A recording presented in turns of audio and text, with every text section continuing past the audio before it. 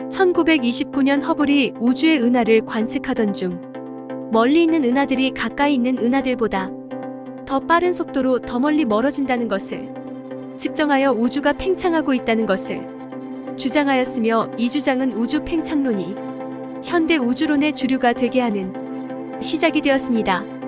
우주가 팽창한다는 것은 시간을 거꾸로 가면 결국은 한 점에서 우주가 시작되었다는 것을 의미하기도 합니다. 하지만 많은 과학자들이 팽창의 증거가 발견되지이나 받아들이지 않았습니다. 그리고 1940년대에 이르러서야 우주 팽창론의 증거로 우주 배경 복사 개념을 조지 가모프, 랄프 알파 로버트 허먼이 처음으로 예측 주장하였습니다. 그러나 당시 기술로는 그 흔적을 관측할 수가 없어서 1960대에 들어서서야 다시 논의되기 시작하였습니다.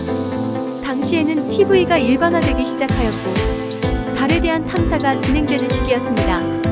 과거 TV 방송 시간이 아닐 때 TV를 켜면 화면 조정 컬러바 신호도 아예 안 쏠 때 치치직 화아 하는 소리와 함께 노이즈 낀 화면이 나오곤 했습니다. 라디오도 마찬가지로 FM을 수신할 수 있는 라디오에서 방송국 주파수가 아닌 빈 주파수의 다이얼을 맞추면 TV와 비슷한 치치직 화아 하고 소리 나왔습니다. 과거 방송 전파 송출 시간이 아닐 때 사용하던 아날로그 TV나 전파 라디오에서 나오던 매우 크고 불규칙적인 소리가 바로 우주에서 오는 전파가 수신되어져 들려지는 소리였습니다. 그 소리의 정체는 우주 전역에서 동일하게 측정되어지는 우주 배경 복사라는 강한 전파가 수신되어 나오는 소리였습니다.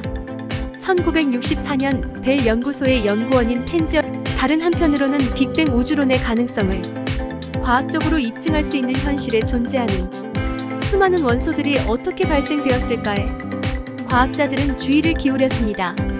최초 빅뱅으로 우주가 처음 생성되었을 때 우주는 별의 중심부처럼 고밀도의 뜨겁고 균일한 플라즈마로 완전히 채워져 있었고, 원자핵 과전자가 생성되었지만 너무 높은 온도로 전자는 원자에게 속박되지 않고 자유롭게 이동할 수 있었습니다.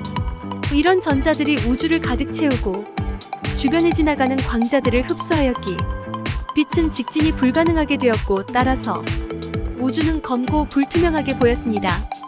그러나 우주가 급속히 팽창하면서 우주의 온도는 낮아지게 되었는데, 이때 폭발 후 약 38만 년이 지나자 우주의 온도는 3000켈빈까지 내려갔고, 비로소 전자가 원자핵과 결합하여 수소와 헬륨 원자가 만들어졌습니다. 초기 양성자, 중성자 전자들이 가득 차 있던 우주는 양성자와 전자의 결합으로 전체 입자수가 반으로 줄고 물질들이 중성으로 변하여 이전에는 입자에 갇혀 빠져나오지 못하던 빛들이 한꺼번에 우주 전체에 퍼지게 되었습니다. 덕분에 광자들이 자유롭게 직진할 수 있어 우주는 투명해졌으며, 우주의 원자에서 2700도의 흑체 복사가 처음으로 방출되었으며, 우주가 점점 팽창함에 따라 그 파장이 길어져 온도는 더욱 낮아져 2.7켈빈의 전파 형태로 현재 지구에 도달하게 되었습니다. 오늘날 지구에서 관측되는 우주 배경 복사는 과거 빅뱅 직후 뜨거웠던 우주의 빛으로 먼 곳에 있는 천체일수록 과거의 모습을 알 수 있고, 우주의 나이에 가까운 거리인 137억 광년 멀리에서 온 빛은 거리가 너무 멀어 극단적으로 빛의 파장이 길어진 적색편이 된 상태로 관측되어지고 있습니다. 최초 3000켈빈이었던 복사 온도가 현재는 약 2.7켈빈으로 관측되어지므로 파장 길이는 1,000배 넘게 늘어나고 온도는 1000분의 1로 낮아진 것입니다. 그러나 우주는 팽창 속도가 빛보다 빠르기에 우주의 끝인 경계에서 온 복사가 있다 해도 우리는 관측할 수 없을 것입니다. 만약 우주가 유한하다면 언젠가는 우주 배경 복사를 더 이상 관측할 수 없고 우주의 사이즈를 계산할 수가 있을 것입니다. 현실적으로는 그 전에 빛의 적색 편의가 심해 관측 불가능한 수준까지 약해질 수도 있지만, 우주의 사이즈가 충분히 작다면 우주 배경 복사에서 반복되는 패턴, 즉 우주를 한 바퀴 돌고 나서 반대쪽에 나타나는 것이 관측된다면 우주의 크기를 특정 지을 수 있을 것입니다.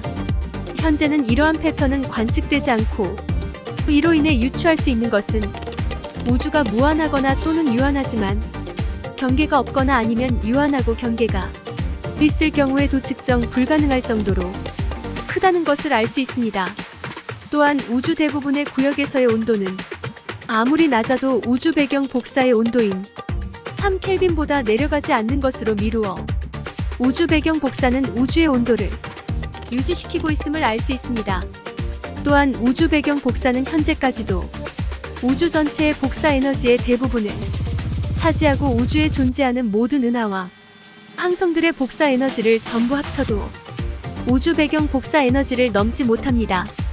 우주 배경 복사의 광자는 개수 밀도가 매우 높고 모든 곳에서 발견되기 때문에 매우 강한 에너지를 가진 감마선이나 전자들의 진행에 주요 방해물로 작용하며 감마선과 충돌하는 경우 쌍생성을 일으켜 전자와 양전자를 발생시키며 전자와 충돌하는 경우에는 우주 배경 복사가 은하단과 같은 뜨거운 가스 밀집된 구역을 지나다 보면 일부가 산란되어 마치 구멍이 뚫린 것처럼 보이게 되는데 이를 역콩프턴 산란이라 하는데 동일한 효과를 보입니다.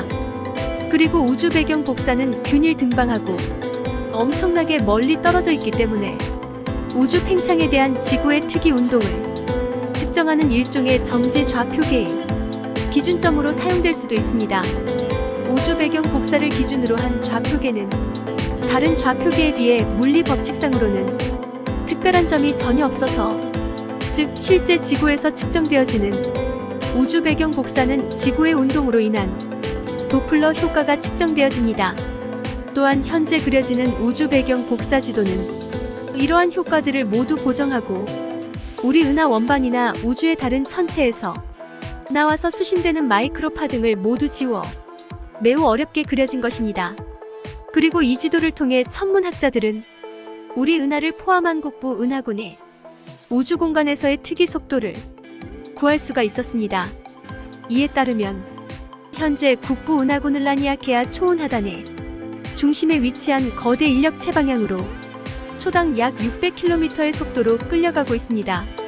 거기에 우주 배경 복사는 우주 모든 방향에서 절대 온도인 영하 270도로 균일하게 관측되며 아주 약간의 온도차만이 보이고 있습니다. 무려 10만 분의 1 수준의 변화만 있을 뿐입니다. 다시 말해 우주 배경 복사의 온도 변화는 0.00001 켈빈 정도 수준으로 미세한 온도차를 보이고 있습니다. 우주의 측정 온도 분포의 불균일함은 밀도 차이로도 나타나며 밀도는 질량이 크면 커지고 부피가 늘어나면 작아지게 됩니다.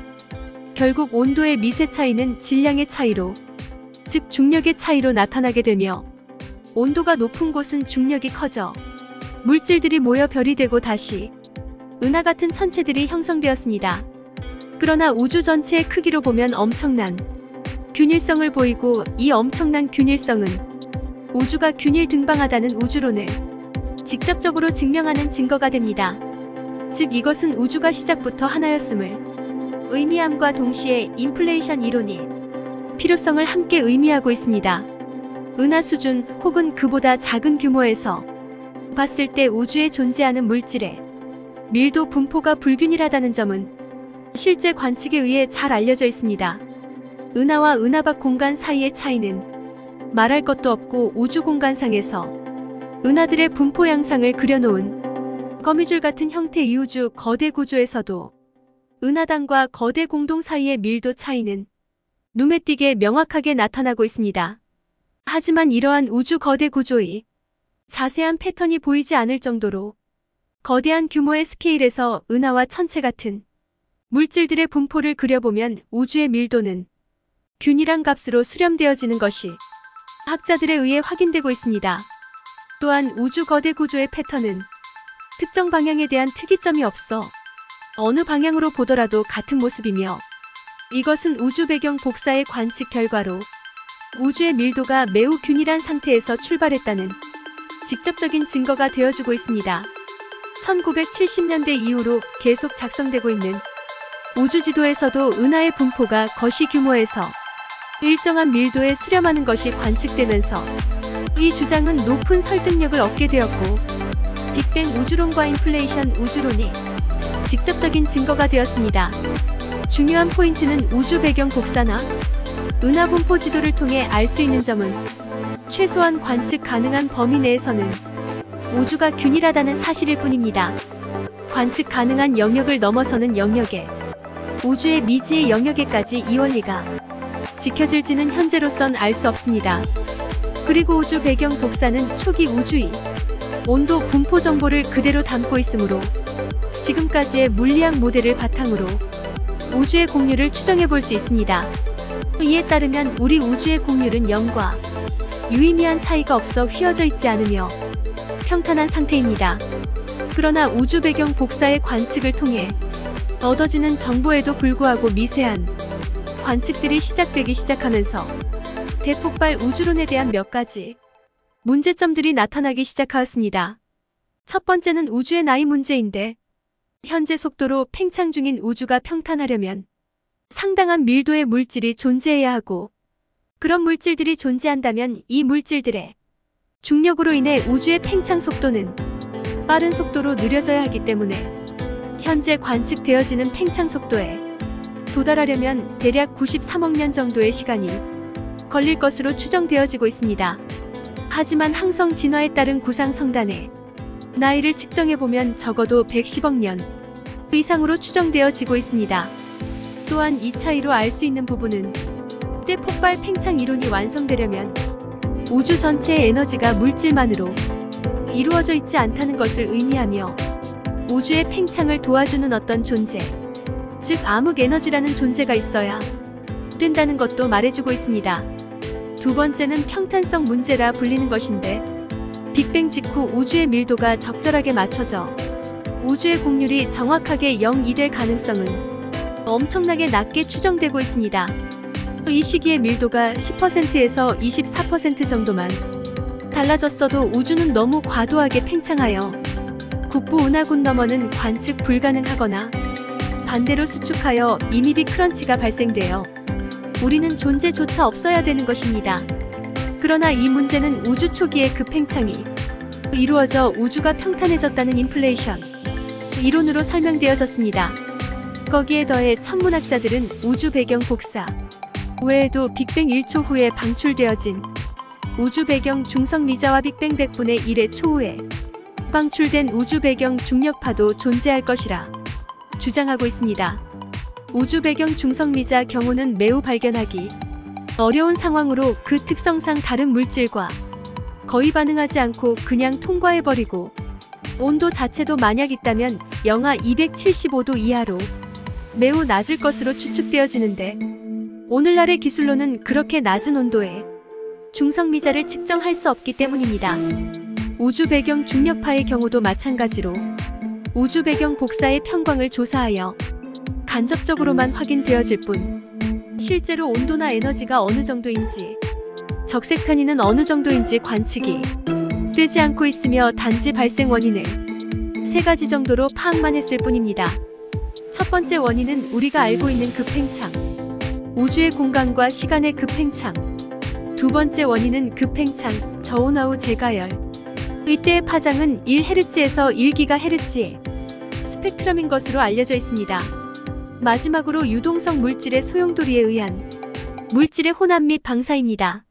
아비로의 물리학자에 따르면 빅뱅 이후 1000만 년에서 1700만 년 사이 잠깐 동안 우주 배경 복사의 온도가 373켈빈에서 272켈빈으로, 즉 100도에서 0도까지 서서히 식어갔으며, 이는 그 시간 동안에는 우주 전역의 행성들이 골디락스 존과 상관없이 액체 상태의 물이 존재했고, 더 나아가 초기 생명체와 문명이 다량 탄생했을 높은 가능성을 시사하고 있답니다.